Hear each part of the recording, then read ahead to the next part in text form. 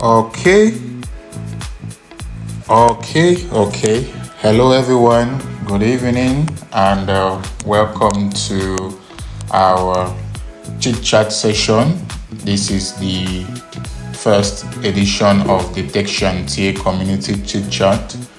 And just to be sure that every person is getting me, if you can just unmute your mic and say something, anything, so that I'm sure that I can be able to hear you. You can just unmute your mic and say anything or something.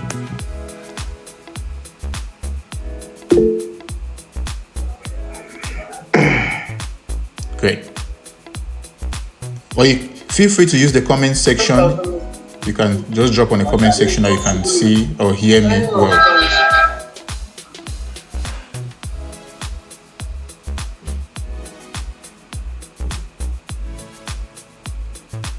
Okay, I see thumbs up. I see. Okay, great. Good.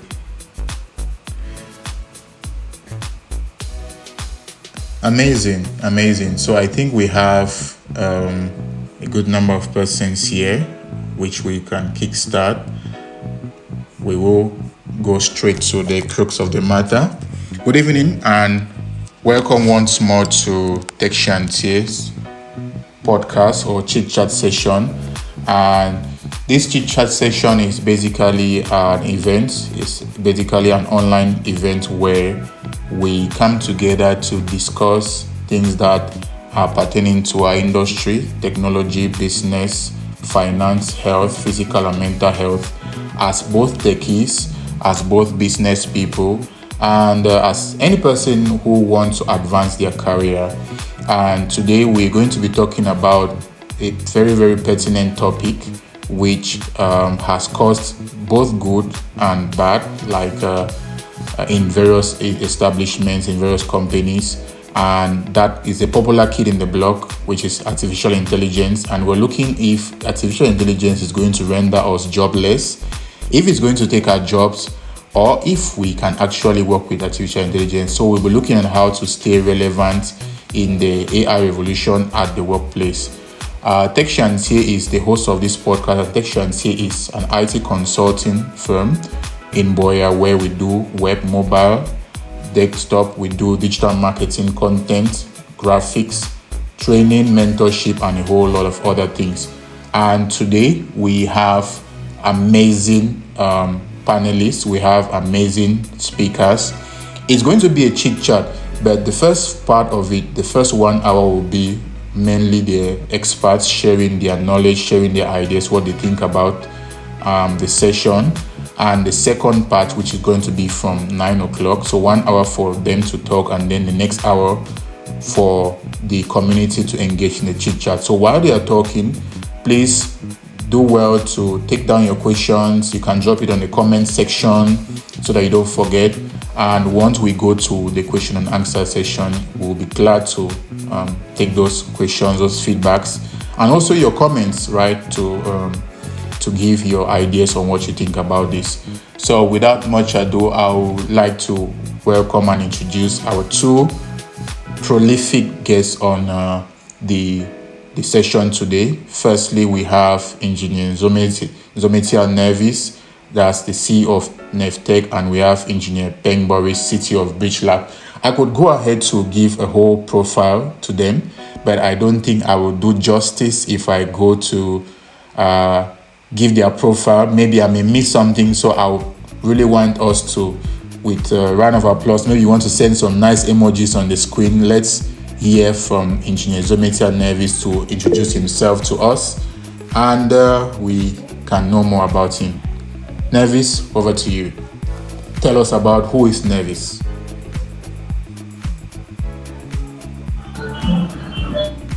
Hello everyone, good evening.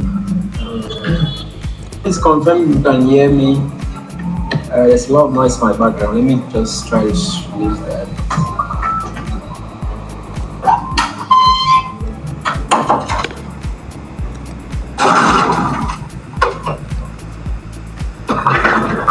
Alright, can you hear me? Good evening again. Yes, we can hear you.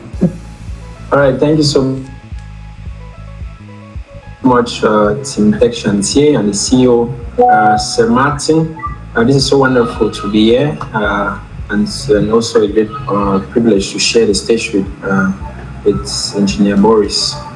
So, Nevis, from Dominica Nevis, tech innovator. I'm the CEO of NevTech. I'm also a consultant in the area of makerspaces and STEM education. I serve Cameroon as a cybersecurity ambassador, or I would say the ambassador in promoting ICTs and the responsible use of social networks in Cameroon. So I work closely with the ministry and the minister's cabinet to promote that. And so over the years, I've worked. In fact, I've schooled from technical education to the university where I did engineering, and I'm now doing entrepreneurship, technology innovation, and development. So that's basically what I can say with respect to myself. Thank you so much. Thank you very much, Nevis. Thank you very much for that introduction, keeping it nice and simple. So Nevis has been doing a lot in the hardware space and also in the education space, especially for kids, where he hosts a couple of programs that helps kids get introduced into computing, hardware, and it's making those flip-flops that we used to see when we were young to become more real than what it used to be. So thank you again very much, Nevis. Let's go to Engineer Peng Boris. Please, you have the floor.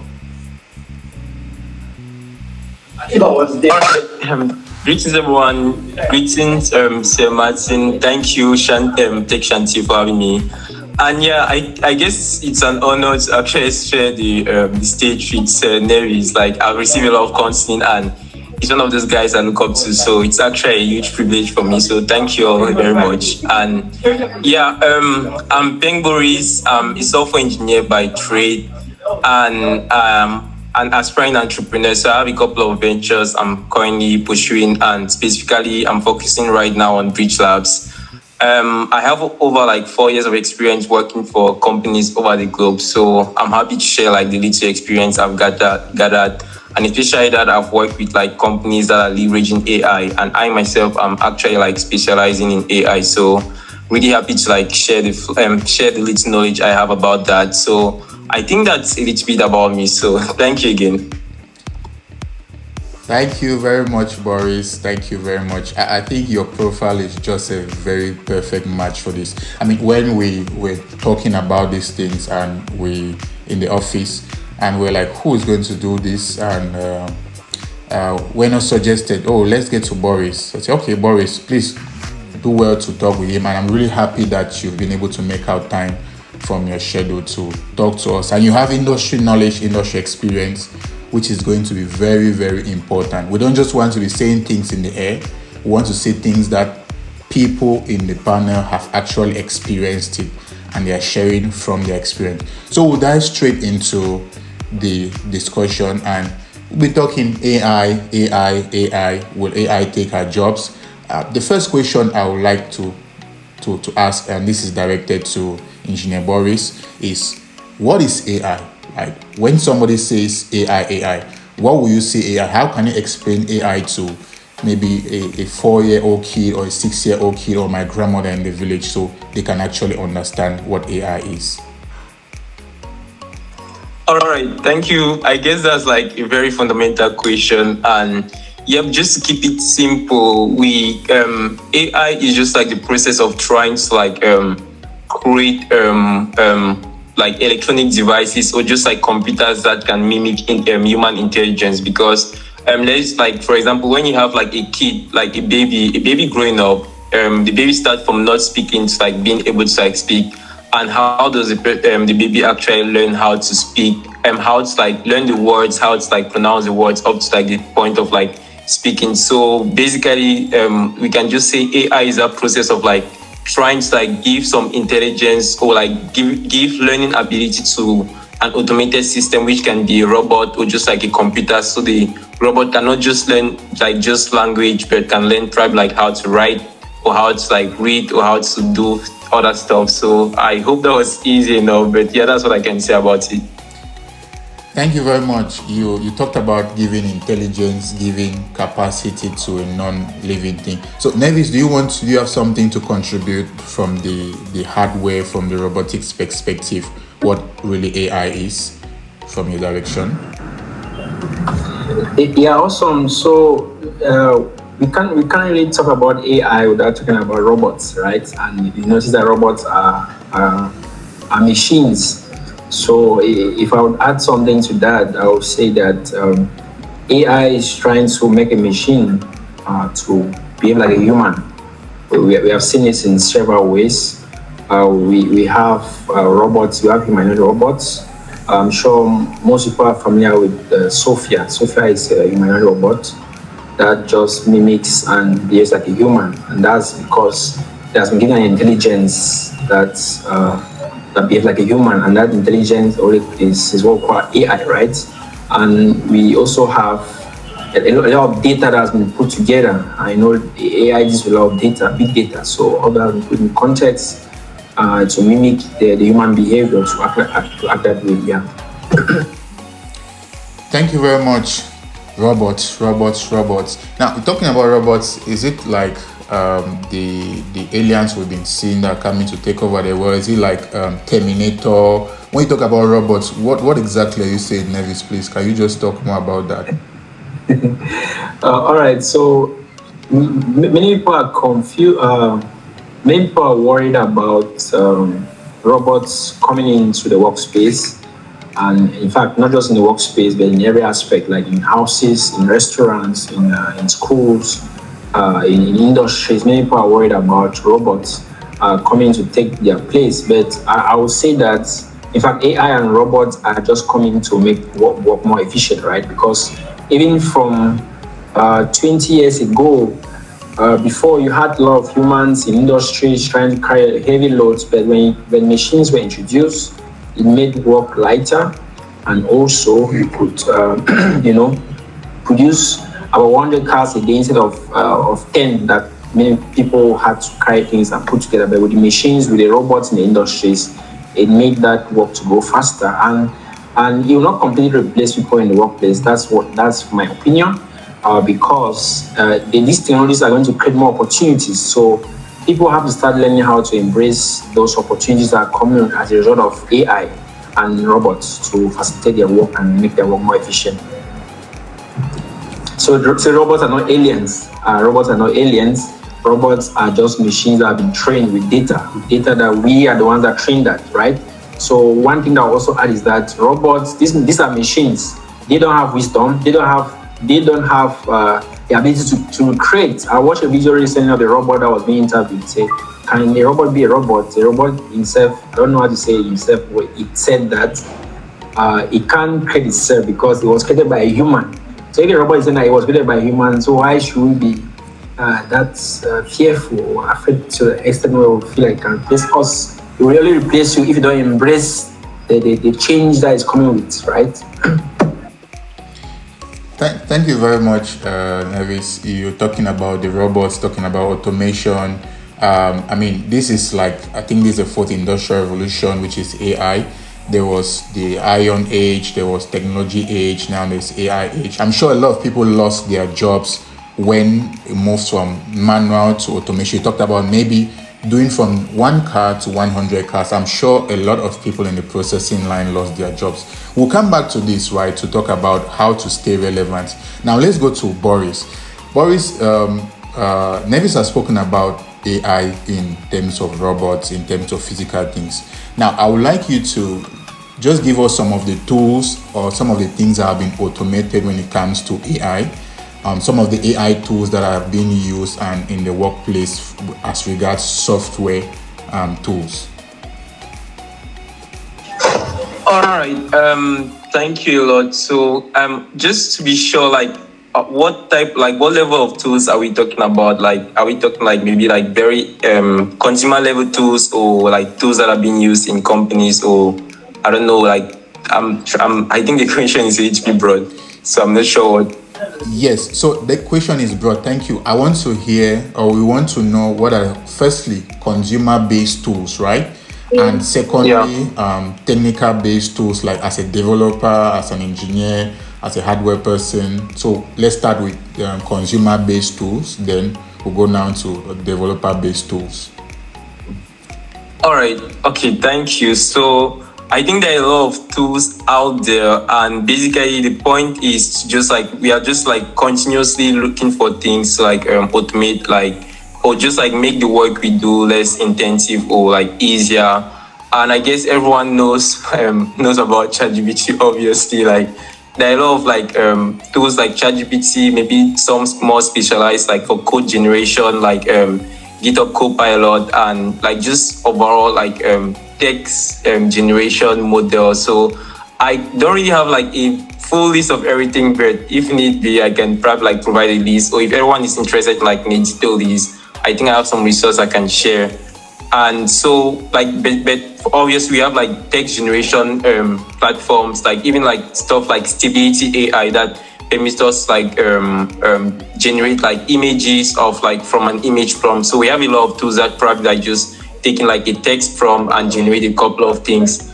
And now talking about like even from the developer's point of view, or like a company point of view, and this is something that requires a little bit more of technical understanding, but that there are a lot of like open source version of like, let's say, let me just keep it like let's say open source ChatGPT, or let me just say, there are a lot of open source ChatGPT. And for example, an example is like Llama from Facebook, which anyone can actually, if you have like the computational power, you can just like install it on your server and actually have it like your internal tool or your own ChatGPT, which means you have like no data leak and you can easily use that. So about like those tools are actually like those are great tools for like enterprise or people like building like their own product, because overall the at the end of the day, the point is we are using a tool, we are trying to like use tools that can learn what we are currently doing so that it can automate that process. So for example, text like ChatGPT, the point is you want to probably like brainstorm faster, you just fill in some text and you train the model, or you fill in some text and ChatGPT like returns it. Now those open source models actually like give us like the opportunity to be able to like let's say if you're at home and let's say you have like your dialect, I don't know which dialect, but let me say my dialect. I'm not really sure how they call my dialect, but let's say you have your dialect written in a notebook. You can actually like grab one of those models, open source models, and train it on your dialect, so that instead of returning English, it actually returns like word in your dialect. So I hope that kind of like answers the question. But if there's any other follow-up question, I can definitely like dive into something more specific. So yep, thank you. Definitely, it's a follow-up question. Now you are engineer, you have worked in several companies, years of experience. I want you to give us briefly how your life was without AI, and when AI came, how resistant or how easy was it for you to accept? And then what are you currently using AI? What are the things you're using? What are the tools you're using when it comes to AI personally? So before and when AI came, how resistant were you to using it? And then after, what are you using currently? All right. Yep. So, like I said earlier, I'm kind of like I'm a software engineer by trade, and I'm kind of somebody that I'm always like at the top of like the latest trend. Like all my packages, anything I use, I always make sure that it's like the latest version, like the hot version, even if like they're still bugs. So definitely when AI came out, I was like one of those person trying it out. So it did not waste time. I was not in any way reluctant. So before AI, I was just a programmer. I think I could put in probably like a couple of languages. But after AI, right now that I use ChatGPT and the other models, now I think I'm an all-star programmer, because I don't need to like learn any like specific syntax in any programming language. I just need to like know the algorithm behind and say, hey, ChatGPT, write me this thing in Python, in Java, in anything, and I just figure out like how to like put everything together and make it work. So I guess that's the main thing. Like AI has really like helped me. Let's say, like I said, in now like, I think I'm very confident I can code in any language. So just because of ChatGPT, not because I master all the syntax, but I'm able to like use it and write code for me. So AI has permitted me to be more productive. And yeah, I think I missed the second question, but I think I just answered the first one, how reluctant I was. I was not reluctant. It actually helped me a lot because I tested it and it was really, really helpful. And it has just been automating my process or the things I do a lot. Especially that I'm someone that always like writes, like I always drop documentation of anything I'm doing. So like I just had to like, even sometimes I just like copy all of my documentation or the notes I've made, and I just say, hey, ChatGPT, summarize this in a structured format. Let me save it somewhere so I can have it anytime I want to reference. So yeah, I think I forgot the second part of the question. Yeah, the second part of the question is, what are the things that you use, the tools apart from ChatGPT? I think you made mention of Copilot. What are the other things that you use to make your work easier or better, which is AI powered? All right. I use GitHub Copilot, ChatGPT. I don't think there's anything really specific that I use probably like make my work easier. But for example, I'm kind of like striving to build products that can automate some processes. And if there's any like extended usage, I use AI. I actually like play a lot with like those open source models. So I'm always like testing like those open source model, like grabbing it, running it on my PC and trying to use it to like do a lot of stuff. For example, like on my blog or even like on Tradio, like in fact when I'm blogging, I run like an open like the stable division on my laptop that I just use it. I just like probably like sending some prompts when I'm looking for inspiration for like the blog page cover image. I just like sending a couple of text and it generates like a couple of samples that it can think of, and I just use that as a base to like probably edit and probably create like other like the image of the blog post. So I don't have any specific thing. I'm just someone that really plays a lot with anything I can lay my hand on, and as long as I have like enough compute to probably like run any small scale model, I just try it out. And if it can help me code, I just like start like thinking how I can build something that can help others like from it.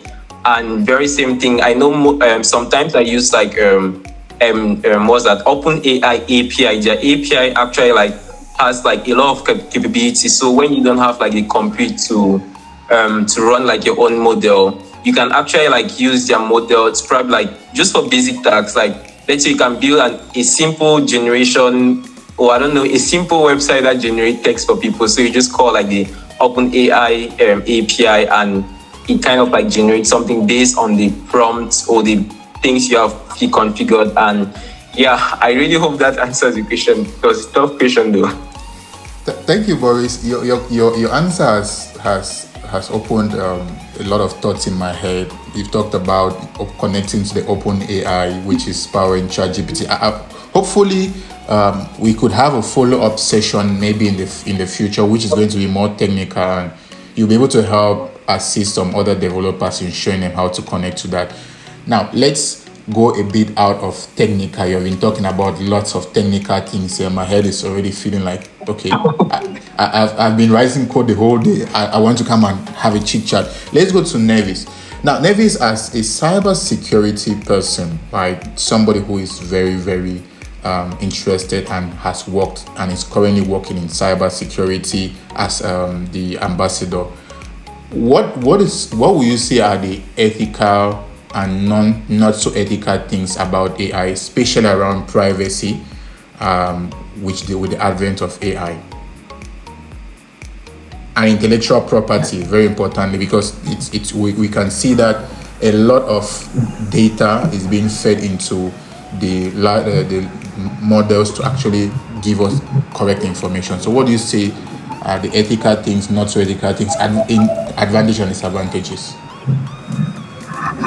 All right. So I think that for everything there's there are those that will fall on the good camp and those that will fall on the bad camp, right? So AI is good as every other technology, but you always have guys that use it for productivity, for for more efficiency, and you, of course, you have guys that want to use it the other way around. Like you have students who are trying to use AI in exams or to write their essays for them instead of trying to think creatively and critically about what they are trying to compute or to compose in writing.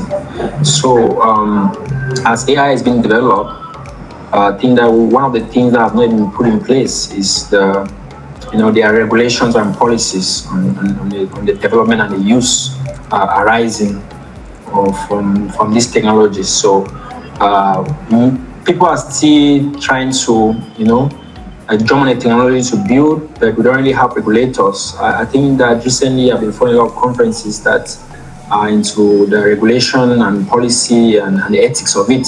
But ethics most times has to deal with the person who is making use of that technology. For example, you as a person, what do you think about the good side or the effects of me not using this technology rightly, right? So the ethics starts with you, but policies and regulations will be made by authorities, right? Like the regulation and the policies will be made in a way that the businesses and the individuals trying to build these technologies are building the right products, are using it the right way. But the ethics now comes with us, because even the regulations are there and the policies are there. But you as a person, what are you thinking? Are you trying to build something that will have a good cause or a bad cause? And what if the outcome is goes the other way? So that's basically what I would say, right? So regulations and policies are going to be put in place. I think that they're already working on that. Many countries who are already seeing the implications of what can come in as a result of this AI already building those policies and regulations.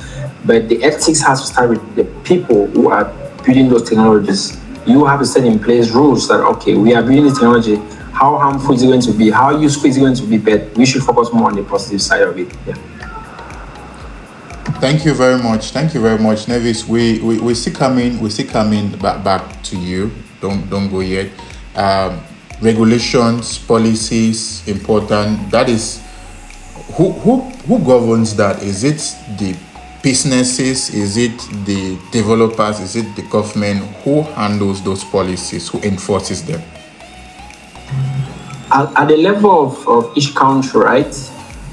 They have policies that govern technology. Like, for example, in Cameroon, the Ministry of Posts and Telecommunication has policies that govern the telco companies. There's a regulatory board that regulates everything that they do, from the pricing, from the network distribution, and everything. So at the level of the nation, there are policies. Even at the level of the world, right?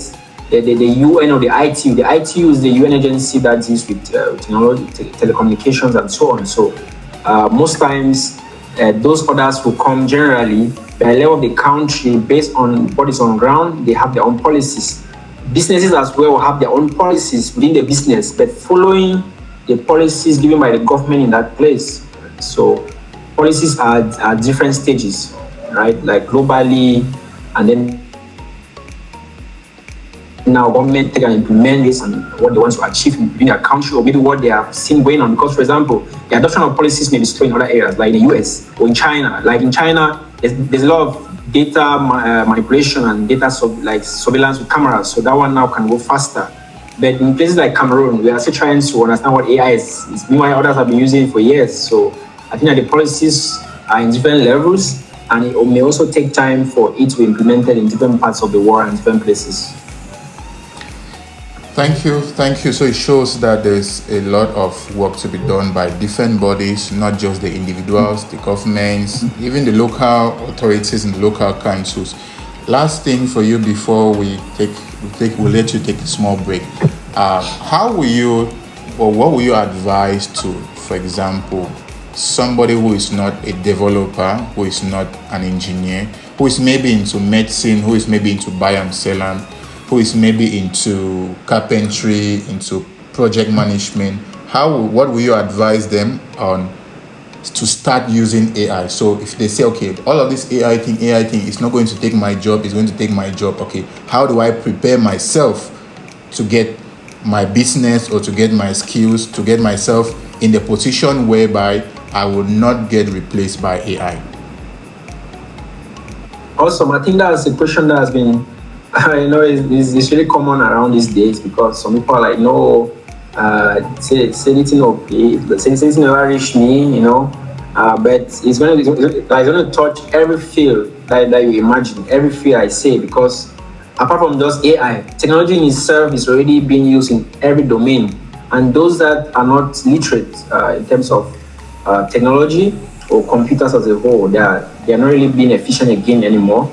And if you notice that, if you have been very, very observant, you notice that most job postings now require someone that is computer literate, right? So I just think that people need to be agile, they need to be adaptable, and they need to be innovative wherever you are. So whether be it in the field of medicine, now we no longer just do surgery with hands anymore. No, now you have robots doing that. So how will you, in fact, like someone wants to become, let's say, like a gynecologist, right? And he still has to go from level one right up to a computer 7 years before you specialize. Maybe your specialization may not go immediately. Maybe you work like for 2 years or 3 years before you specialize. That's 4 years. How many years have you taken? So before you even finish, that's about, let's say, 14 years. After 14 years, you know about different technologies. So you need to start learning how to adapt and use these technologies effectively. If not, you'll be replaced. Or before you even finish becoming a gynecologist or maybe a surgeon, I don't know, whatever field, whatever area in surgery that is, you'll be replaced by a robot. Because now, I mean, it's not something that they are still trying to do. I've seen a lot of places where they do surgery. Someone is in America and a doctor is in the UK. They control robots remotely and they do a surgery successfully without being present, right? So that's happening now. So you are saying that no, it's not going to need my field because maybe I'm going to continue doing a manual way. No. So things are advancing. Like I said, this thing may take time to reach other places, but we need to start thinking smart, because you studying right now, you should not limit yourself only to Cameroon. It may take 5 years for it to be effective in Cameroon, but what if you have an opportunity to travel abroad and you go there and you're not relevant because you don't have the skills, or you do not learn those skills? So it's something that we really have to embrace. Carpenters, I will just use an example of a carpenter. The other field is the same thing. Carpenters, when carpentry in those days, they used to have these small tools to do some carvings, on plywood. But there's something that we do at NEFTEC, right? We have advanced machines to do those processes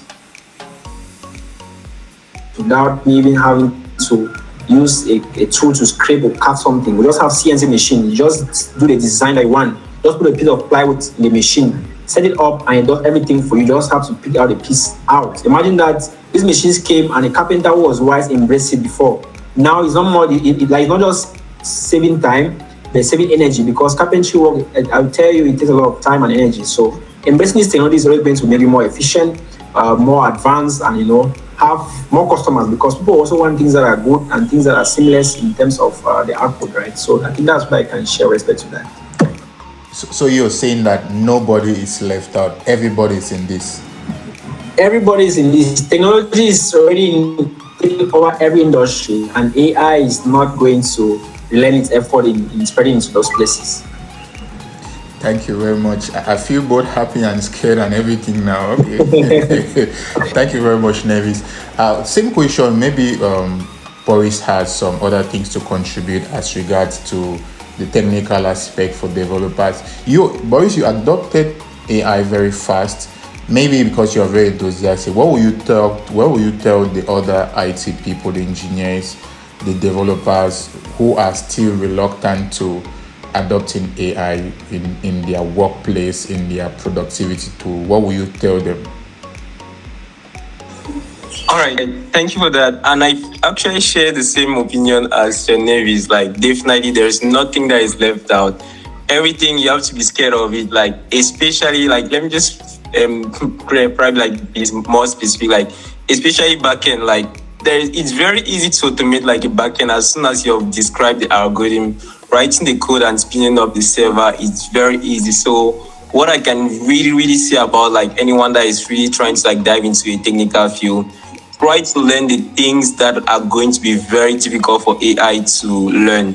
So that while you're learning those skills, AI can be learning how to like do the basic stuff like generating the code while you're figuring out like maybe the algorithm, because AI probably learn the algorithm from us. You take the step ahead and learn how to really design algorithms and how to think out of the box instead of learning like the syntax or the code itself. So really, like, that's just an example. Like even now, like the current job I had, I was being switched from back end to the front end because like the back end was so easy that we had like there's in fact one person is handling it and the person is very fast. So we are like, I think I'm one of the two engineers on the front end, and that's just to show that it's easy to kind of like switch, like replace someone that is on the back end than someone that is on the front end, because being on the front, like being a front end developer, is very difficult to replace. You have to look at the design, you have to implement it, you have to make sure everything is good on probably like screen A, screen B, screen C. And it takes a lot of like mental thinking that just if you're trying to even wrap your head around how AI is going to do that, it's going to be like very difficult. Probably AI can automate a few sections of it. Let's say AI can automate the process of like generating like code from a design element. Now, once AI have generated code from the design element, you are the person to probably like get that code and put it into the code base so that it looks good on probably like the different pages. So I guess my greatest like advice is just like follow the things that you know are going to be very difficult for AI to like replace, like something that is going to take a lot. And while you're following that, then definitely like keep up with it, like with the trend, because AI is going to definitely like take some jobs, but it's also going to create a lot more of jobs. That's why you have to start preparing yourself for the future. Like instead of running away from AI, you have to like probably like learn how to be like a very, very good person that you're very good at, like maybe making ChatGPT to produce what you want. So like you're kind of like a good prompt engineer, and those are like new jobs opportunity that AI creates. And definitely if you're becoming less relevant probably as a developer, you can be a prompt engineer and you really focus on those skills that can be difficult, or the new opportunities or the skills that are going to be difficult for AI to learn. You just said back-end developers, you were fired, literally fired from back end and sent to front end. Now I'm looking at the people that are doing. People are laughing. The back-end developers are laughing now. Everybody knows that their job is at stake. So you are saying that people should learn front end and back end, or what are you saying now? Well, I'll say if someone is really supposed to like dive into something and say I'm a specialist in this, and one of the easiest, because everyone wants, like when you're learning, you definitely need like a way to like make ends meet. So if I'm supposed to advise anyone to like a quick way to start something, focus on front end, focus on like being good at implementing user interface.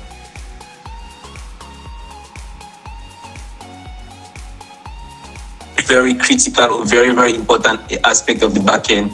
And just know that as an upcoming or a new developer, there's no way a company is going to like give you like those huge or very important tasks to do for your backend.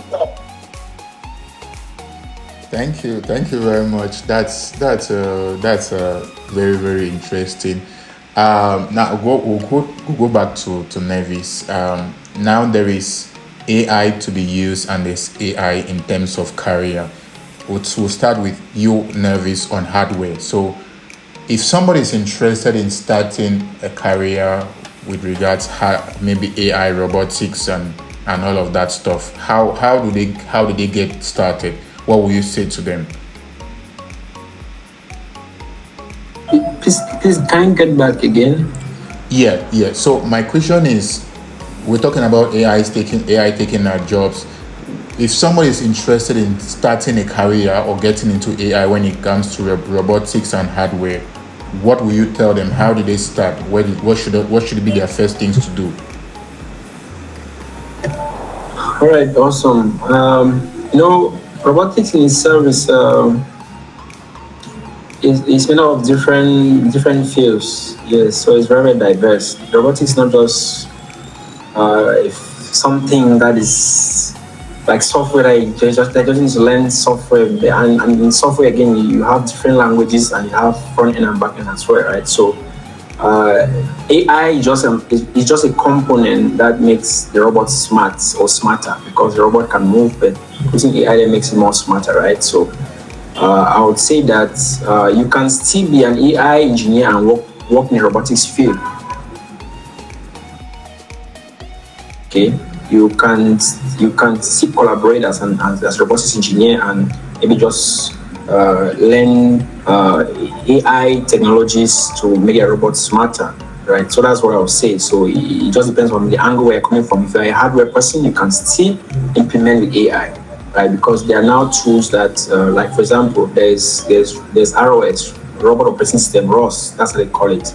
There's ROS, and they're also implementing AI to make their simulation, because ROS is an operating system that enables robotics engineers, those who are interested in robotics, to do simulation of robots. So they're also implementing AI systems and tools to make that a lot more smarter and faster. So you can just start from anywhere, but now it depends on how you want to what you want to achieve at the end. So if you are doing AI, you can still work in the robotics industry.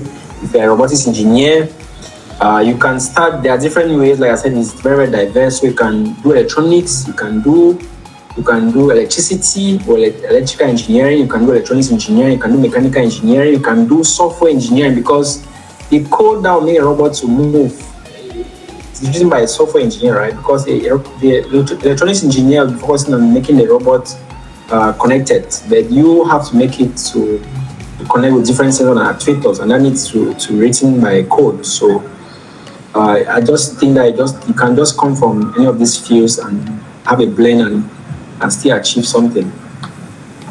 Okay, thank you. I want to bring a question, a point that Boris made, still coming back to Nevis, about we should get good at the things that AI cannot do, or AI may not be able to do. I mean, like, just even out of the back end. So what will you say that are the other skills that people should know at the workplace, which AI may not be able to replace them, and gives them a higher edge of being employed rather than being fired? So we have to understand that we must remain creators and controllers of high tech, right? So robotics is a high technology. AI is even more higher in terms of what is happening with that. So humans generally have the ability to create, and that comes through wisdom. But a robot is just a machine that has been programmed to take maybe data in them from sensors and so on, to be able to implement or act. So robots don't have the ability to think like have wisdom that, okay, I can make a decision and this thing is bad or this thing is good. They can really know that. They just know that, okay, they have said that this thing is red and it's red, this thing is blue and it's blue. But a human can say, okay, but this thing is blue, but it's like it's changing or may change based on this thing. So that's what I'll say pretty much. Yeah. Thank you very much. Maybe Boris has something to add to this. Those peculiar characteristics of a human that we see that AI may not be able to take over the world. So what are those peculiar things that humans should really focus on? Boris? Yeah, thank you.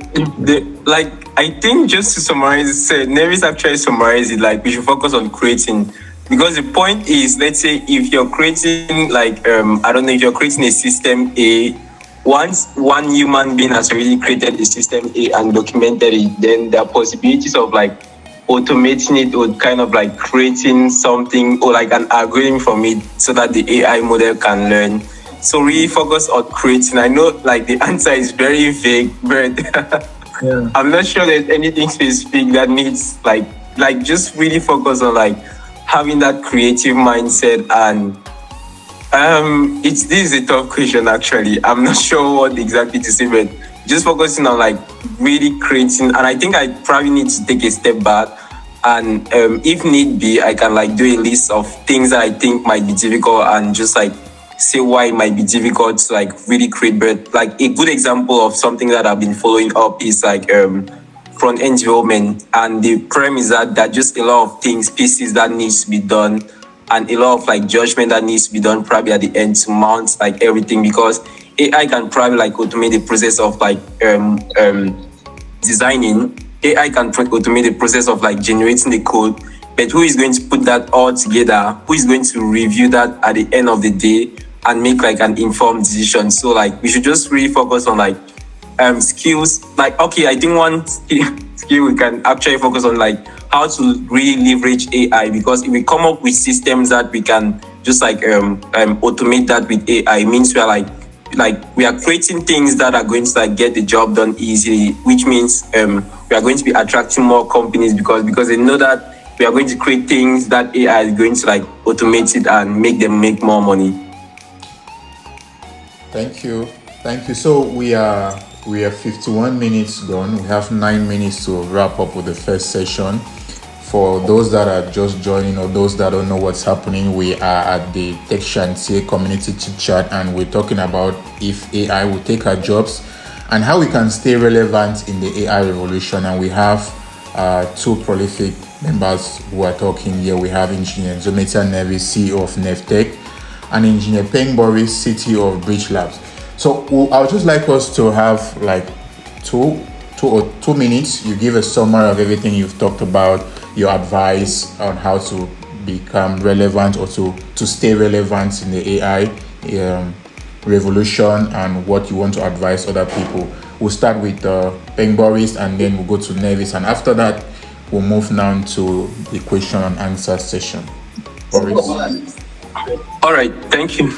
So like overall, definitely, I guess the answer to this question is, will AI take a job? Is yes and no, because AI is going to like take a lot of jobs and it's going to create a lot more jobs. So we just need to like make sure we are like keeping up like updates, and once you keep up with the technology, you learn like something you know is going to be like relevant to you or in the future. And definitely like keep that creative mindset, because the premise there are just a lot of things out there that, and AI can just replicate things that are already out there. If you like have that creative mindset and you can think out of the box to come up with something that does not exist, that's what is going to like create you more opportunities, or create like give you like your dream job, and before it ends up being automated by AI. So yeah, we just need to like keep up with the industry and trying to like just innovate and create. And yeah, I guess that's very similar to the slogan of Neftek. Thank you. Keep up, keep creating, keep innovating. Thank you very much, Engineer Boris. Nevis. Yeah, he caught that word. Thank you, Boris. Create, innovate, and inspire. Yeah. So I would say in a nutshell that to conclude, that AI, of course, is not going to take our jobs, but it's going to create more jobs. But if you remain in that same position, you'll be completely shifted. I would say that you'll be shifted. You'll be outdated, right? And when you're outdated, that's why you see applications are updated every time, because there's a need to have, efficiency and users having to have a different feel every time, because if you keep doing the same thing every time, it gets boring. So people need to understand that these technologies are coming to make work lighter for us and make things go more seamless. But we must focus on improving ourselves, and getting more capacity and capability to stay relevant in the job market. And like I said, these technologies are common because there's big data. So maybe you can start learning about migrating data a lot, right? And also, there's computing, there's high computing power now that is available that makes these things come. So how can you learn these skills that will make you to always stay at the top? That will make you stay at the top always. Like for example, AI is limited. Robots are limited to an extent. Why? Because you are the one feeding them with data, you are the one feeding them information. So you have to first of all understand the build process. For example, if you even generate a code using ChatGPT, for example, and you don't know about coding, right? You just carry that thing and put it there. There are errors you won't see. But if you understand what code is and you generate a code, you use to fix those errors. ChatGPT is just coming to make you go faster, right? And make you do things in a more creative way. But it cannot replace our creativity, because you can be able to see that there's a piece missing here. So I need to be able to redesign, or maybe just add a line of code that will make that thing to be completed. Yes, so we need to be adaptable. We need to adapt these technologies and stay ahead of the curve. We need to be agile. Agility is very important in terms of the revolution of technologies. right? And also need to be innovative. We have to always be innovative, stay productive in terms of growth and in terms of accelerating the development of these things. And the advent of AI is like the advent of the PC. When the internet came, many people still wanted to remain offline, but see the businesses that went online. See like Amazon.com, you see like Alibaba.com. Look at where they are now, because they went online. And the other people were saying that the internet is going to be a bad place and so on. They are now suffering. So I think that's what I can say with respect to that. So let's embrace these things and use it to the fullest. Thank you very much, Nevis. Thank you, Boris. Please, guys, just show some love with some nice emojis. Show some love with some nice emojis on the screen, so these people feel like, yeah, thank you very much. I can see some nice emojis there. We appreciate your work. We appreciate your time. We don't take it for granted. It's a lot of information that you are pouring. A lot of, I would say, maybe jobs you're saving. And because some people just needed to hear that I should not be scared of AI, I should get used to, I should get ready for the AI revolution, which is already here. And we've come to the end of our first session. Thank every person that has been around. We have like 27 people, 28 people on the call. And we've already had some questions that have been dropped on the comment section.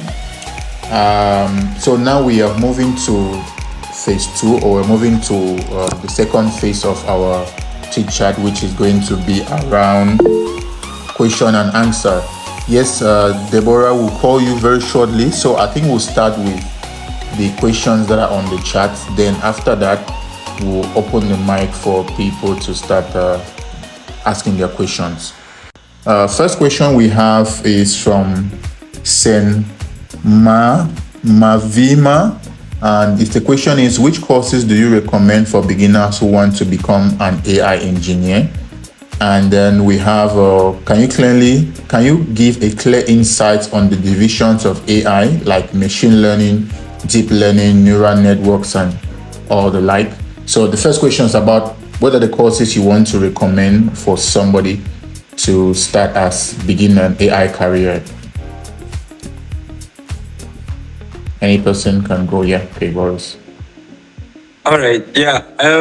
I guess what are the courses? I'll just say go ahead and just learn anything practical. Like there's no need like diving into like cramming or reading and saying this the definition of AI is this is this. Like just look for anything that is like, let's say if you want to like learn AI.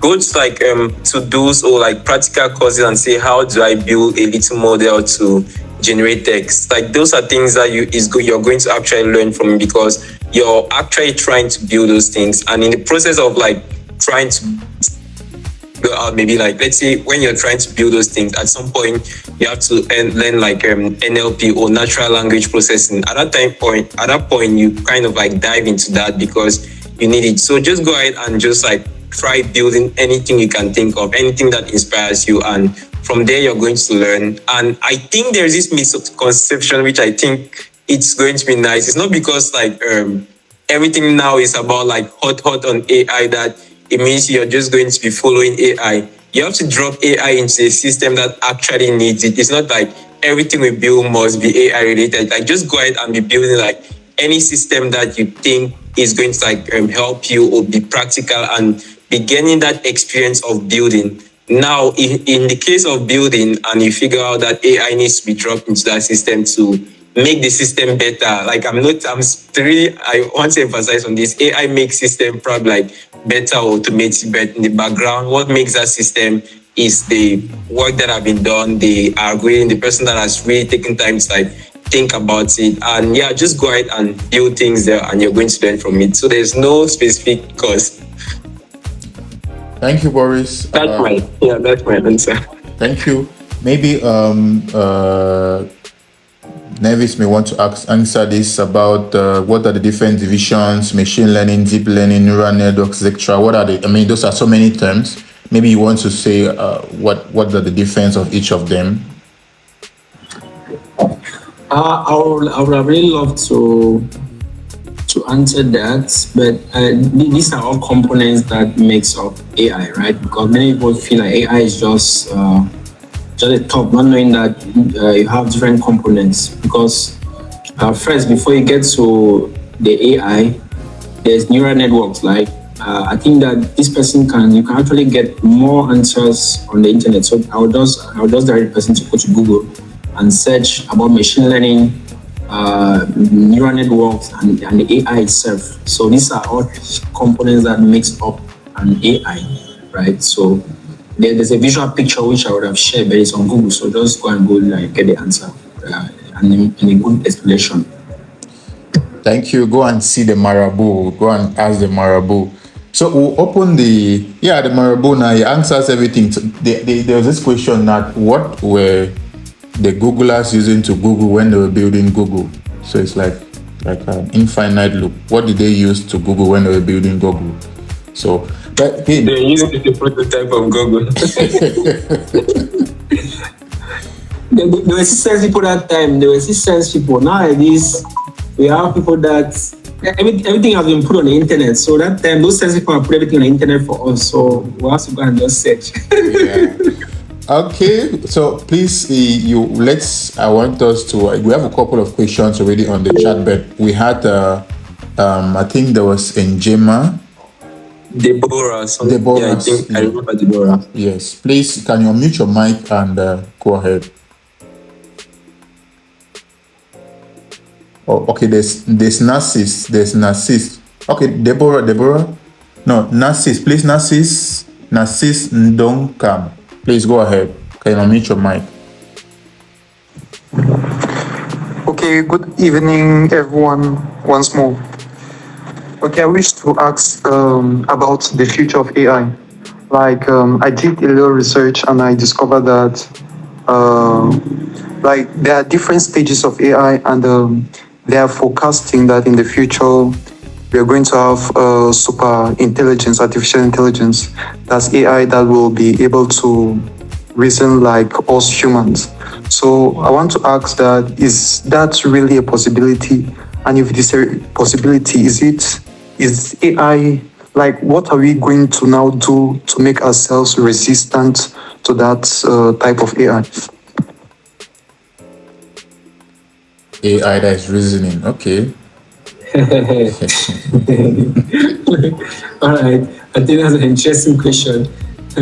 And this is actually why many people are worried about these technologies, the robots. In fact, the AI itself is just a software running. And now when putting that on a robot, it becomes a machine that can either be stopped or not stopped. Like, see Terminator. I'm sure you guys have watched Terminator, right? So those movies actually portray like what the future of it is going to look like. But like you said, there are going to be policies.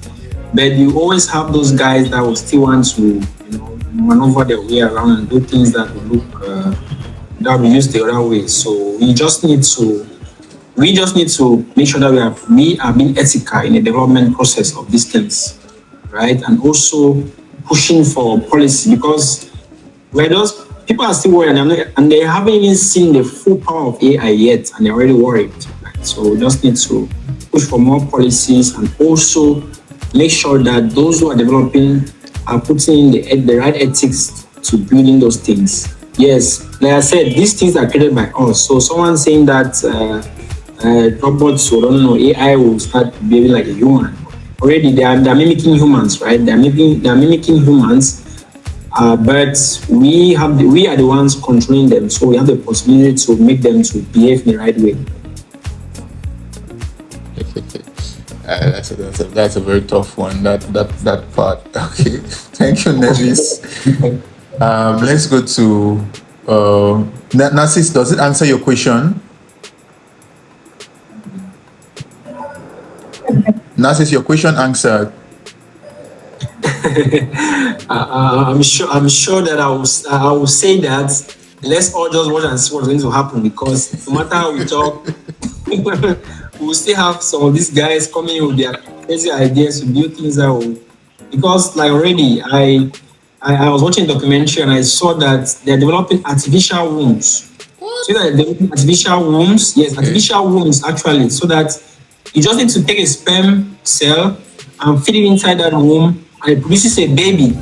And you know the agenda, because these guys who are, I don't know if I should mention it here, but I should not mention it. Those that want to become like boys or want to become like women, since they cannot give birth because they have the same sex, you know, they should go there to that factory and buy babies. Imagine. So you can see that it's not just about robots and AI, but there's just so much that is happening in terms of technological development of this AI. Because how will we create artificial wombs? Apparently, they are doing it because already incubators can save a child. So why can't they create a womb that can build a child? I don't know, to say build or to raise or to to nurture a child to grow from a sperm cell to a baby. So let's just watch and see. We just need to be ethical while we are doing that, but let's just watch and see. This is definitely going to give me nightmares. Okay, let's go to Marcellus Fon. Marcellus Fon, your hand is up. Unmute your mic and please share your contributions, the questions. Okay, thank you very much for the speakers for. Okay, so what I was the reason why I raised my hand up was due to the concern that the Narcissus raised regarding humans having super intelligence. There's one thing for sure, this is going to take close about 100 years before this is even realized, because if you first of all look at the human is so complex in such a way that we humans have not even understood humans before a machine will come and is to that level that can even do the things that humans can do. And I will just end by saying that what will take a machine 1 minute to do, it might take a human being 1,000 years to do. And in another way, what will take a human being 1 second to do, a machine can never factor it out. So this thing of AI taking over humans and all that stuff, it might look realistic, but in the real sense of it, there's a lot of work that needs to go. So thank you very much. Thank you, Marcellus. A lot of work has to go in. Humans have not even figured out humans completely. We don't know how AI is going to do that. Thank you very much for that contribution. Let's go to Ebong Victory, please. Ebong Victory. Hello. Yes, we can hear you, though it's a bit, the sound quality is not the best. Okay. Yes, good now. All right. I would like to make a little contribution before asking my question. On the issue of the artificial wombs, which Nevi spoke about, I saw a documentary on that also. And one of the reasons why they are going in for that is because they are saying that if you have control over the process of the incubation of a fetus from the time when it is very small till the time when it is fully matured, you'll be able to control certain aspects about its development. You'll be able to control levels of certain minerals and certain chemicals that are present in its growing environment. And as a result, you may be able to boost the development of certain features in that fetus. So maybe you can be able to boost brain development, or maybe you can be able to boost bone development by increasing the levels of maybe potassium or some other minerals that are present in that growing environment of the fetus. Anyhow, I would say it's not so much of a scientific issue, but much of an ethical issue, because anyhow, everybody will have to decide on his own whether that is acceptable or not for them. So my question is this. We are looking at artificial intelligence, and we spoke of large language models like ChatGPT, Llama, and all the rest. How are we going to be able to get local data to be able to train some of these large language models to be able to give us accurate responses with respect to our own local case scenario? For example, I had a scenario some time ago where I used the software or a product that was available online to be able to try to get at a scammer who was trying to scam a friend. And the software I used was able to provide certain information on the person who was trying to scam this friend of mine. And the product also has an AI tool in that software. So the AI tool now was able now to give me an explanation on the data it gathered from that particular person. Now, when I looked at the data which it had gathered and its explanation, I knew that although that explanation is accurate in the West, the explanation is not accurate locally, because the AI was basically telling me that since this person is not using a landline, but this person is using a mobile network, the person is surely somebody who is in a job that has to mandates him to move from place to place, and was giving me some kind of job options. Maybe he's into marketing, he's into sales, or he's into this. And I was like, this guy is a scammer who is trying to scam somebody. And the reason why he's not using landline is because in Cameroon here, it's difficult for you to find any normal person using landline for internet connection.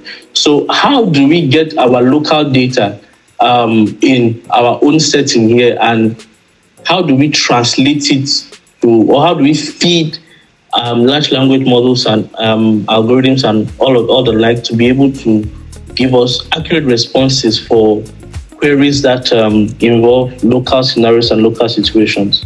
Thank you. Thank you. That's a very interesting question. I'm glad it came up. How do we get our own data into these large language models so that it can give us local context responses, not just generic responses? I don't know who wants to take on that. Nevis? Or anybody in the audience? Okay, Boris wants to go. All right. I don't know. I don't know if it's well. Let me just try to answer the question. How can we get our own data into the model? Like, I think basically it just means we need to, like, either number one, what you need is you actually need the compute to actually run the, like, either you're creating like a custom model that you're going to need to like train with a lot of data that is probably a lot of Cameroonian related data or language data, or you're going to be probably using something like ChatGPT where you're going to fine tune, which means their infrastructure or their model is going to learn about it. So either way, how can you get, how can you actually get the data? So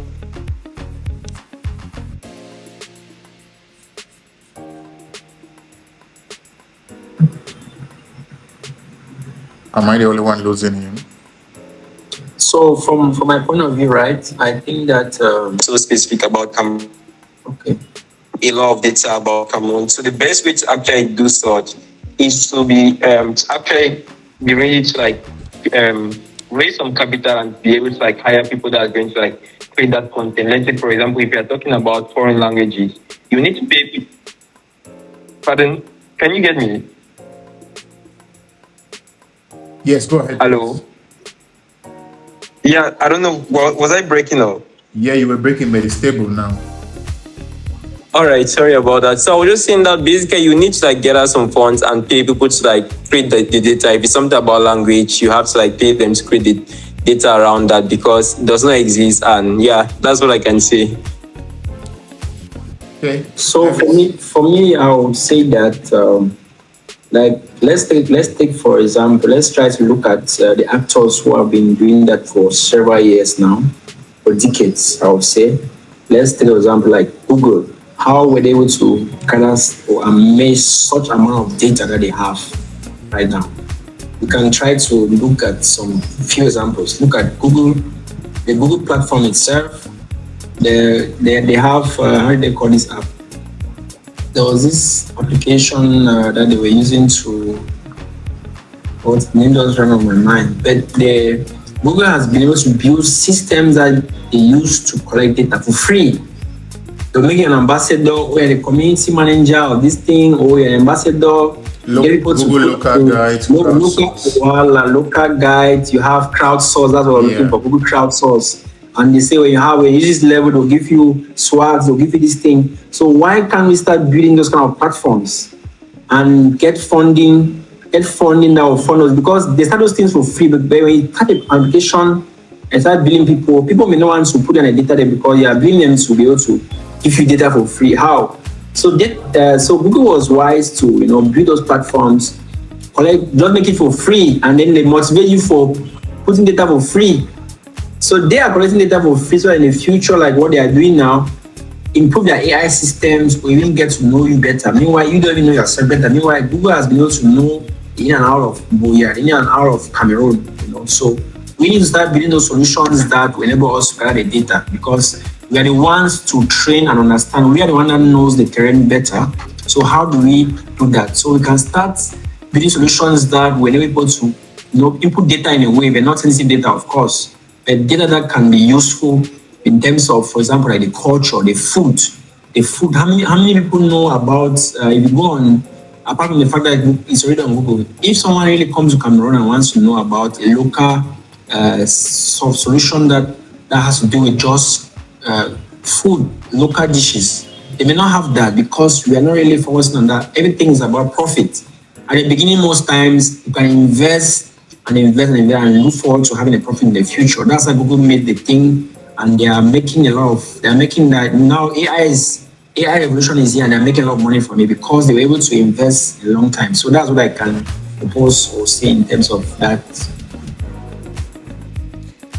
So we have to, that's very true, Nevis. We have to start gathering our own data and intentionally gathering the data and intentionally feeding it into our own models, which will definitely give us those feedbacks. And it's not a cheap process. It's going to be very expensive. Now, who funds that? Who is willing to fund that? It's going to be the $1 million question. So I think that in terms of funding, that's what many people always worry about. That no, I need to start making money. No. Sometimes we need to be strategic with our approach, right? There are a lot of people who want to, like, for example, let me give you an example. You have a lot of funders that will be interested in knowing about some things in Cameroon locally. We have now these international organizations that come into the country. They want to implement activities. They want to carry out, for example, they want to know about how many children have access to technology, let's say in the community of Boya. If we cannot give that data, then we are already out of the game. They will now look for a means to do that, maybe by themselves or using an imported solution, maybe from Google or from Microsoft to do that, right? So, because these people already have that data, it has been fed to them. Then what if you start building those systems that can do that? And imagine that you already have a solution like that, and these people come in, you can try to plan a project for them to fund it. And these people fund projects up to millions, sometimes 50 million, 100 million, depending on its trend and what it can, and the data that it carries. Because see, don't mind all of this money that is people are raising out. They're not investing in because the application has the best AI in the application. No, they're investing in data. If you see all of these fintech startups and health tech, they're investing in the data that these people are gathering. So imagine I can gather data like that and keep it for free. But now in the future, you know that, okay, someday you can have a fund that needs that data, and of course, the ethics has to come into play, right? So that's what I would say. Thank you, Nevis. Thank you. I think we've talked quite a lot about that on that point. Let's move to the next people whose hands are up. We move to, I think Marcelo's phone. You're the person that just asked the question. Yes, Ayuk Sandrine, please. Your hand is up. Unmute your mic and please your contribution. Okay, good evening, everybody. I actually just wanted to contribute to what we're talking about concerning acquiring data. So, Sir Nevis is right. You can, if you pitch these projects to the right people, then you can actually get funding and acquire data. Because I wanted to say, I know somebody who is currently working on an artificial neural network, and he's getting data here from Cameroon from a medical hospital. They're giving him the data, and he pitched the project to them, and they saw that it's really going to help with their tuberculosis research. So they're they are giving him the data. So I wanted to say that we could equally build our own systems, like Sir Nevis equally said, to acquire this data. And if you pitch a project to the right people and it has like potential to bring solutions, like it has potential to streamline maybe the whole process of treating people or testing people, then I think it's going to be easier to get data from these people who already have it at hand, like locally. So that's all I wanted to say. Thank you for throwing light on that. It's nice, at least we know that some people are already doing work on that, and hopefully other people get inspired from this call to know that, oh, they are not alone. Maybe if you're thinking about doing it and you don't know how to start, or you're thinking about, okay, what am I going to get the funding, you may want to reach out to Nevis and share your idea with him. Maybe he has one or two things. Reach out to Peng Boris. Even you, Ayuk Sandrine, as you're on the call, maybe somebody may want to reach out to you to, like, how did the other person do it? The essence of this call is not just for us to come and talk and we don't have any actions. It's for us to be able to discuss here, and we see what can we do after this. There should be something that is ignited from these discussions. Thank you very much again for that contribution. I think we have a couple of few questions on the chat. I see they're talking about the Devin AI for software engineer. The question is very long, but I think it's talking about Devin can build and deploy apps to the end. Devin can automatically. That's very long, but I think we'll go to the other one. If you could make that question a summary, right? St. Marvin, Devin, make it a summary. So the other question is, should we modify or scrap some IT-related stages in learning given the presence of AI? Should we scrap or modify some IT-related stages in learning given the presence of AI? I think modification would definitely have to happen. Like the speakers have been saying, you have to adapt, right? You have to grow, you have to adapt. Even the way you learn. Initially, sometimes you had only Google, sometimes you had only the documentation, but now you have a lot of other materials to consult. So definitely you have to modify your way you learn. And what are the personal risks we are developing?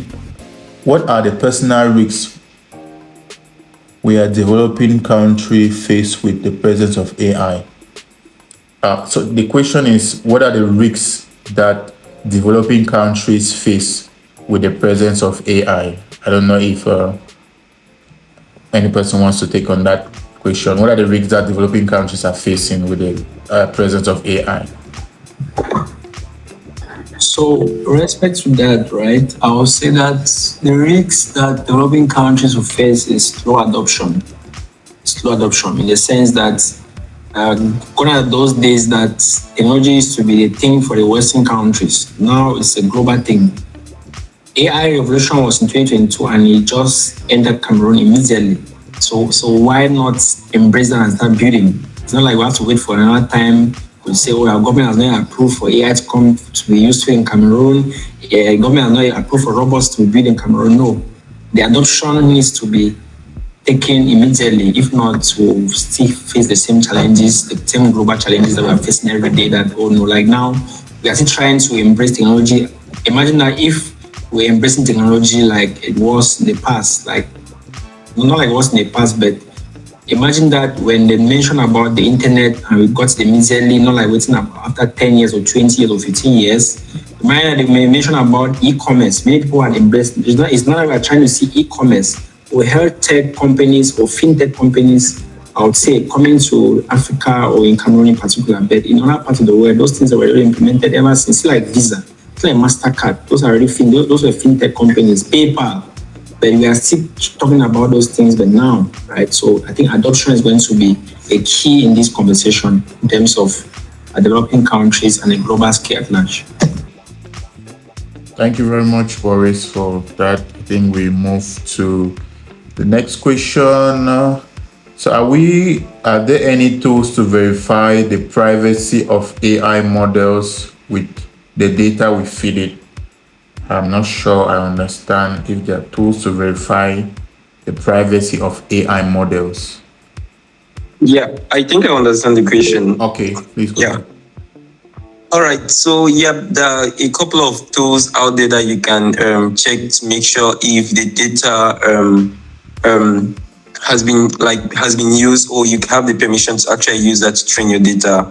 So an example is haveibeentrained.com, which is a registry that OpenAI and Stability AI, they make sure they follow. So for example, if you don't want your data to be like used in the next training phase, you definitely go and register like your artwork or like your content on that platform. So that's one of them, and there are a couple of others which are not very much famous. I don't have like a list of them, but you can just go search them. Okay, thank you. So haveibeentrained.com, please can you just drop the link on the comment section so that maybe somebody may want to copy that link and go and say, hey, don't use my data. Sure. Let me just grab it and drop it in the chat. Thank you very much.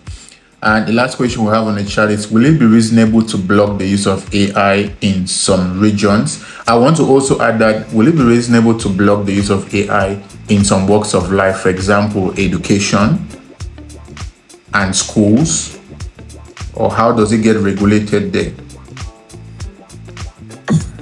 Well, I think that there's no way that should be done. I won't advise that should be done, because I will never advise that, because just like in a home setting, when a parent doesn't tell a child this is wrong or this is right, and you beat the child without telling the child why this is wrong or right, the child will try to navigate the path by themselves, and before you know it, they start falling in bad company, and that's how a child starts getting into wrong companies and start doing funny things. So the best way will be to allow it. That will be the best way. Instead, we are in a different era. Things are changing. We need to embrace these things to go faster, to be very creative in terms of educational learning and everything. So I think that's a no for me. Instead, we should embrace it more and see how we can use it to facilitate learning, and to see how we can use it to start creating right in the classroom, start creating things, because only creativity is going to give us the kind of value that will prepare us to bring development and innovation. Thank you. So we shouldn't ban it. We should. Okay, I see Marcelo's phone says big no. We cannot. We should not even dare to ban it. It's now how to use it. Okay, Ebong Victory, please go ahead. On the issue of banning artificial intelligence products in educational spaces, I believe it's quite right. We should take a look at the past and learn from the past. When calculators were introduced in educational system, there was a lot of backlash and consensus on the adoption of calculators. And so what the educational system eventually did was they eventually adopted calculators, but they raised the bar for mathematical competence for their students. So I think we should see how we can adopt these products into educational systems and see how we can cope with them, so that we can be on the advantage because of the capabilities that these systems have, but we should be able to understand how these systems work so that we can maintain, we can always be a step ahead of them. If not, we are going to produce engineers and professionals who would always be in the third generation or a generation behind, when the whole world is a generation ahead. Thank you very much for that contribution. Well noted. So we have no more questions on the chat. No, there are no more questions on the chat. Thank you very much again. So we'll give 1 minute. If there are any questions, please raise your hand. You can drop it on the comment section. Irrespective of the fact that we say we're going to close at 9 o'clock, but if we have no question, we still better close at this hour. So we'll have educational institutions should encourage prompt engineering for easy adoption of AI for AI. Okay. Thank you very much for that contribution. Okay. Any feedback, any worries, any questions, any suggestions?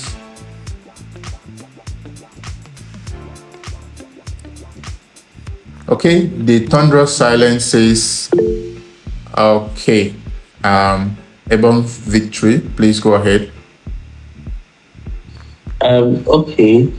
Following the trends in technology and AI, how can we be able to effectively predict the jobs that are going to become obsolete in the next 10 years or 20 years to see? For example, there are some roles in professional spaces which have become obsolete because of computers. So many maybe roles in fields like accounting, in fields like media and the press, and so many other industries have become redundant. Sorry, have become not redundant, but have become obsolete because computers have come and they have improved the industry. So, how can we be able to foreshadow the roles which are going to become obsolete in the next 10 years, following all the trends that we have available, so that we are going to be better informed and know the kind of careers we should move into to avoid us losing our jobs maybe in the next 10, 20 years? Very, very good questions. Like you want to predict the future. Maybe if we talk about like what Boris said, maybe back-end engineers will get obsolete. It was just a joke.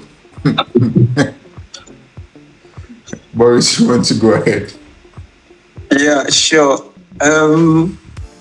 I guess to answer the question, like let's start from like a very basic starting point. Like definitely, there's not like any real answer to this, but let's just start like from something very simple. So anything you can represent in the computer, let's say text. At the end of the day, text is just like a series of zeros and ones. Images at the end of the day is just like a set of zeros and ones, and anything you can represent in the computer has like that tax. There should be a way that with enough data we should be able to like automate those tasks.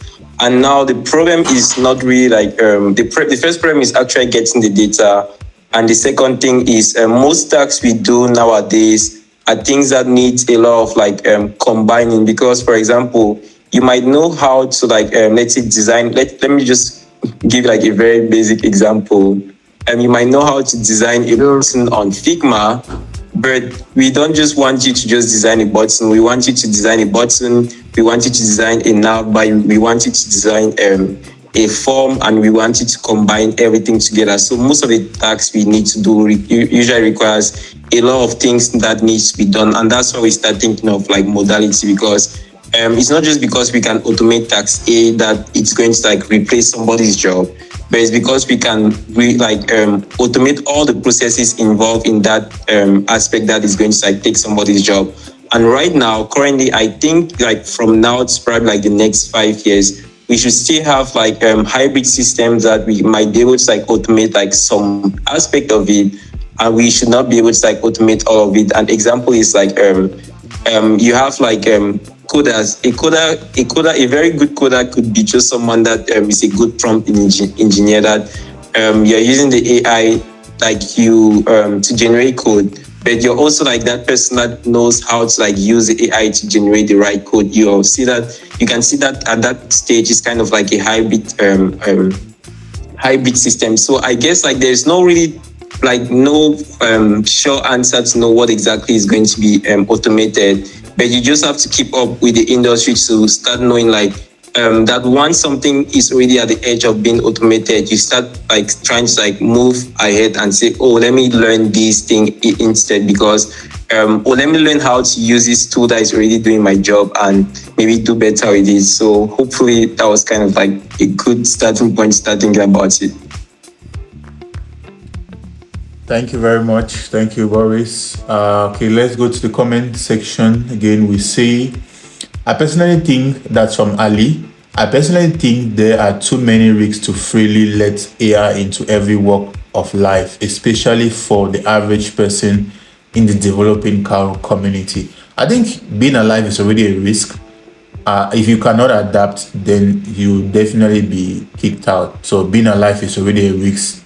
Surviving, being alive and being alive in Cameroon. So it's another set of risks. Hope nobody's recording this call. So as a beginner, that's from Oben Tabiayuk, as a beginner software engineer, should I use AI to learn new programming languages or tech stack? That's a very good question. I think we'll take that with the last question and then we'll close the session. So as a beginner software engineer, should I use AI to learn a new programming language or tech stack? Who wants to take that? Nevis, you want to take that, or Boris? Yeah, definitely you should learn programming to kind of like as a way of expression, because there's no need currently in this, like in 2020, this is 24, right? There's no need learning like the syntax, because I think I mentioned that earlier during the call, like I'm not really focused on like the syntax. I'm just focused on like getting that programming skills, that programming experience. So yeah, you should definitely use AI to like, let's say, transfer a code you're written in Python to probably Java, and just learn the skills you need to transfer, or to like write the code, or to like open your editor and write the code and compile it and have it work on an app. Like those are the things you should really focus on. Don't really focus on like the syntax, because I don't think we're close to like the point where it's true we have Daring, but I mean, I hope you understand what I mean. Like we're not yet at the point where an AI is going to like open a code editor, drop the code, compile it, and well, I hope you understand the terminology. But yeah, you should definitely use AI to learn new things and experiment with it.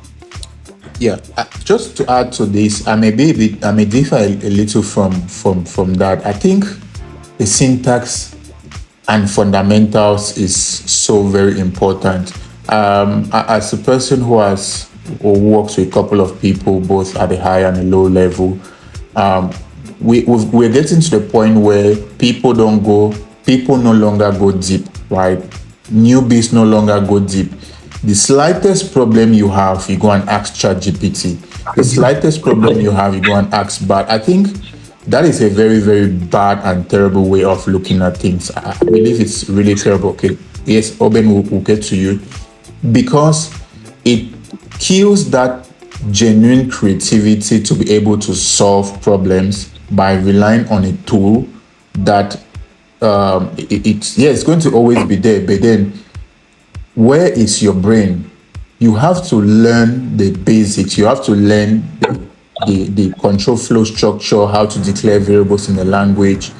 And even when you have things like bugs, you have things like errors, don't just go copy the bug and the code and drop it on ChatGPT. Understand what it means. Sometimes you may just need to read the error that is given on your console or on your terminal or wherever. And then that error will tell you that, oh, it's missing a semicolon, but due to the fact that there is free ChatGPT, you just copy the code or copy the error and drop there, and then it's something which you could have solved in 2 minutes or 1 minute, but you're going to ChatGPT and spending 5 minutes, which normally it's supposed to be faster. So I think while using AI as a beginner, you should really, really be sure that you're learning the fundamentals of the language. You don't want to be a jack of all trades and a master of none. You want to be a jack of all trades and a master of at least one. It's very important for you to have that. So I would like to add something to that as well. I think that from you can see this from different angles, right? If you are a tech person, I would say that master the basics, start from the basics. And AI is code. AI is not just something that doesn't appear on the internet. It's code. It's something that has been coded. So if you don't understand the code, how do you maximize the potential of the AI, or how do you even build the AI when you don't understand the code or writing codes? Like Martin said, you should be able to understand those basic syntax, because if you get stuck somewhere, there are some very basic solutions that does not even need the internet for you to go and search on Google or on ChatGPT. I'm even going too far on Google itself. Just understand the simple English that is written there, and you can fix that problem, right? So you need to be able to understand. There was someone that just using it to maximize productivity, like maybe a writer. Even a writer needs to understand what they're writing, right? You need to have a sense of what you're writing before going to improve it on on Grammarly or on ChatGPT or on Gemini and so on. So you need to be able to understand what it takes to be able to build first, and then you use these tools as a way to improve or enhance what you're writing. And students who are trying to use that now to write essays, many educators or teachers or experts are working to be able to detect when you use something like ChatGPT to write an essay. They can know that, because sometimes when I try to use like AI to enhance my text, I myself like, I beg in my editing, so the machine editing because you see the kind of grammar he puts there. So on my show. So I'm just saying that we need to be able to understand what we are doing first before even manipulating the AI and so on. Yeah, I think there's one funny example that I really would love to share just based on what Sir Martin said. So what Sir Martin said is absolutely true. Like, I've fallen short a lot of times on that. Like, that times that I think there was this one time I took like 2 days trying to like have ChatGPT do my presentation, and finally it was generating like rubbish. At the end, I just had to like sit down, take 2 hours and focus on it. And very same thing with like a couple of bugs. Like, sometimes when you have something that usually automates your work, you just become lazy. And I think there was one bug like that. I kept dropping that thing on ChatGPT like for hours and hours and hours, just because I was trying to like simplify my work. At the end of the day, I just had to like figure it out, and it was just like a very stupid error that ChatGPT was even the one that introduced when it was generating the code, and it was so funny. But yeah, we should kind of like, it's true you have to use AI, but then you also need the skills, and you need to also like not be too dependent on AI. So it's kind of tricky to have like that balance, and I also fall short on that. Like, even most of the time, sometimes you just want to like, maybe ChatGPT is going to help you, but yeah. Yeah, I mean, it's important for us to go to those basics. There's I don't know whether I saw this on Twitter or somewhere, and one guy said, let's give this development, this engineering 2 years, and we'll be having a lot of systems that will break, because people are copying code from ChatGPT and dropping in code bases and feeling like they are super developers, and those code bases have terrible security flaws, bugs, and all whatnot. So let's just give ourselves a couple of years and see how systems will be breaking and money will be going into out of people's accounts. So really, when you're building a software, I'm a software person. I'll talk from software perspective. When you're building a software, be very, very careful, because like, you could just copy some code from ChatGPT or any other tool, or get a code pilot that generates it for you, and you drop it there and it's working very well. I bet it doesn't catch those extreme cases which a human being will catch for the business use case. So please, let's really be cautious about that. I think Oben Tabia, you had his hand up. Square, please. You want to, Oben, are you there? All right.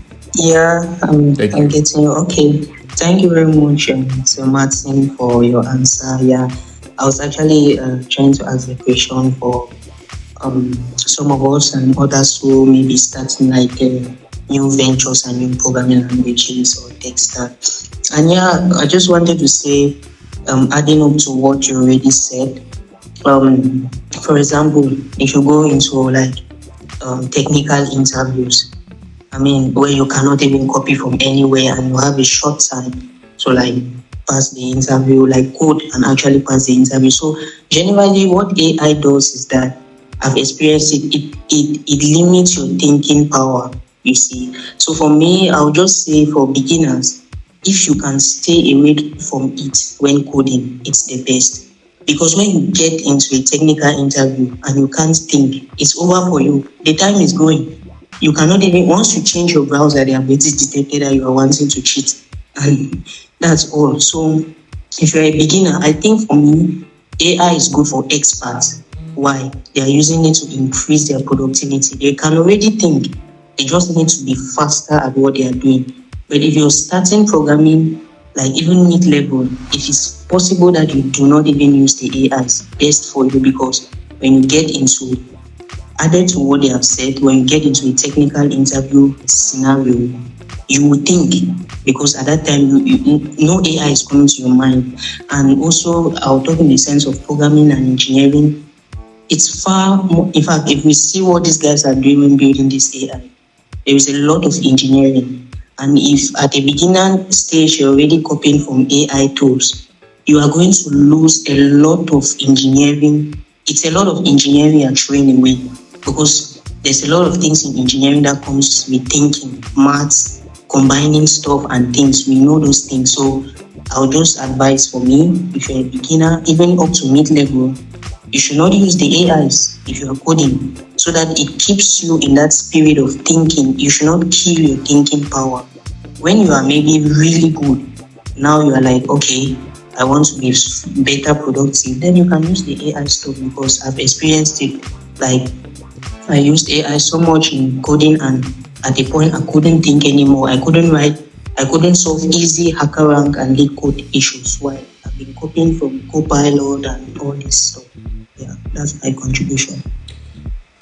Thank you, Oben. That's a very, very, very interesting part of which you're talking about. Now, I have this worry as a CEO of a company, as a managing director of a company, as head of engineering, for example. I want it to be delivered, right? The client wants the product to come out. The client doesn't care whether you're coding and you're copying that code from wherever. So how do you create that balance between getting the product out and still maintaining your engineering? But you know that Copilot is going to make your coding go very fast. I like out of context, I was doing a contract for some guys, and they did not give me a time frame, so I was just working, and I finished that contract in 3 months, and they were expecting me to finish in like 6 months or 5, because I had Copilot on my shoulder. So now it was bad for me. They paid me only for 3 months instead of paying me for 5 months. But if I would have been slow, they coming back. So how do you balance that productivity for the business against you being able to be a core engineer?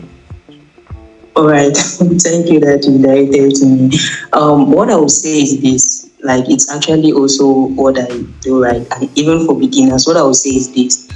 You can actually use now I was talking about the learning process, right? So you can use the AI. Let's say, for example, you're trying to build, let's say, whether you're a backend engineer or you're a front end, whatever. Let's take backend, you're setting up routes, right? I think you can go really fast and tell ChatGPT and all the Gemini to do what they have to do and give you, right? And even when you are maybe in the front end trying to build some UIs and things, right? But when you're building your own project, where you're not nobody is giving you a timeline with your personal projects. For example, to be a good programmer, you should have personal projects that you can put on your portfolio and resume and whatever, and you can showcase why you are good. On your personal projects, you can even decide that, okay, I'm not going to use any AI. In that case, you know that no, on client projects, we don't have time, so I can use AI. But later on, you can say, okay, on my personal project, let me do this same thing that I did using that AI. Let me try to do it myself. Let me reason it out. That's the best way. I don't really think that you can become a good programmer without personal projects. You should have like your personal projects you're doing. But on client projects, yes, true, there are deadlines. So with that case, if it's really pressing, you should use the AIs. You also ask seniors, ask people who can make you to go faster. Yeah, but now on your personal projects and your personal learning, you shouldn't use the AI. If you're building your personal projects and things, you can go full engineering, like you're thinking out the things. Where I'm looking at is a case where you don't kill your thinking and reasoning skills, because that's one thing with AI. You can kill it so much, because AI so help a lot. So if you're only there, even on your own personal things, you want to build your own portfolio and your personal stuff, you're still using AI. You get at a point where you can't even you can't even go through and again and do anything, because AI has been doing everything for you. Even sorting, you will not be able to do again. Things will become so difficult for you because AI has been sorting for you, doing everything for you. So for me, client projects, fine. If it's pressing, you can ask AI, ask seniors, ask a lot of people to help you to get out of it fast. But your personal projects now, which every good programmer or every person wants to go right up, they should have. You should sit down and see if you can think and reason out. That's what I would say. That's what helps me. Thank you. It's like a two-edged sword. Should you? Should not? Should you not? But thank you very much. I think that's a very good one. I think if we want to continue, that's going to be a long debate. I think let's take it from Marcelo's phone. This is the last intervention, and then we'll have our two panelists conclude with their final words, and then we'll close the session. Marcelo, you have 1 minute.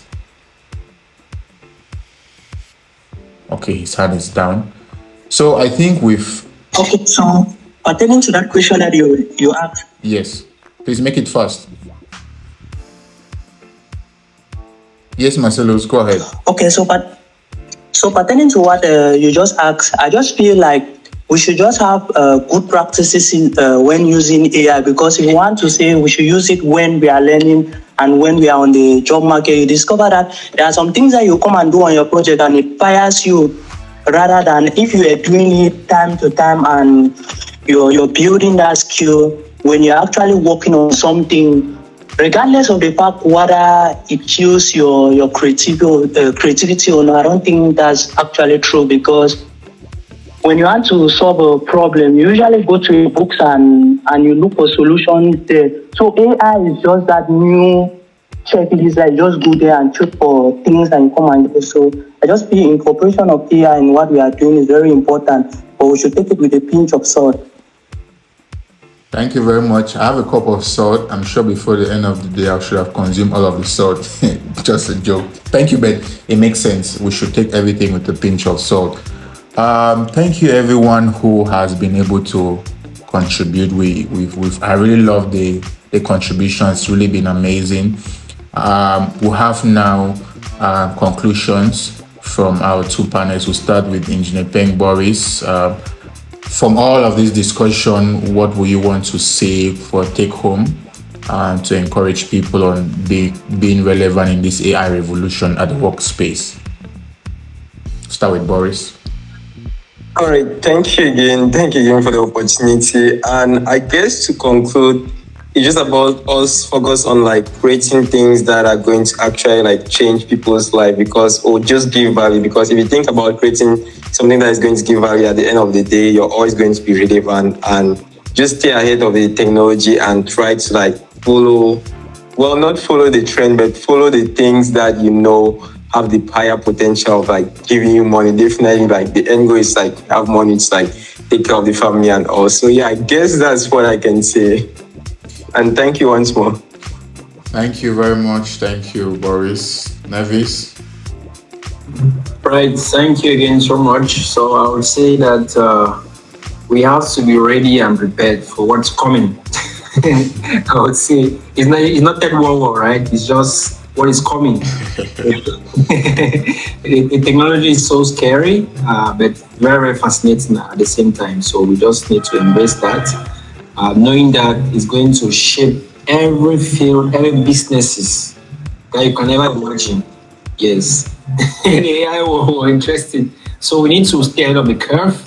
We need to be agile. I keep saying this, we need to be agile, we need to be adaptable. Let's adapt to these things and use it for the better. And let's think about the ethics, right? Why looking forward to the policies, the regulations that are going to come in from the Korean government. But globally, we need to think about the ethics while building. And we shouldn't be worried about it replacing our jobs or not. We just need to stay ahead of the curve of AI. And don't replace your critical thinking ability with AI. Think critically, but at the same time, use AI productively. Thank you. Big thank you very much to Nevis. Thank you very much to Boris. I mean, you guys have been amazing. Thank you both so very much for making out this time to have this discussion with us, to have these nice deliberations and share your experiences, share your ideas, and also get the ideas of the community members. from this chit chat. And we have come to the end of the chit chat. Thank you to every person who has made it up to this end. And the next chit chat will be coming in the month of May.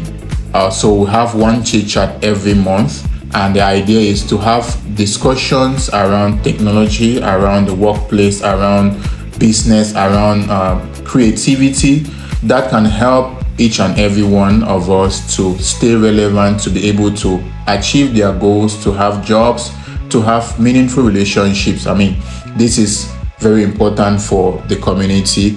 And we are Tech Chantier. We are located in Bondoma. If you're interested, you could visit our company, you could visit our office. We also take internships. We have open internship roles now. You could want to apply, you can just write to me or any person at Tech Chantier. So thank you again so very much to every person. And I think we have 4 minutes. That's the end of the session.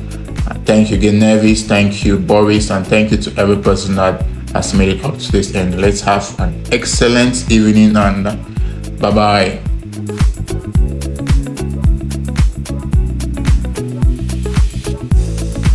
And bye-bye. Nobody's saying anything. Bye-bye. Have a nice weekend, everyone. Thank you.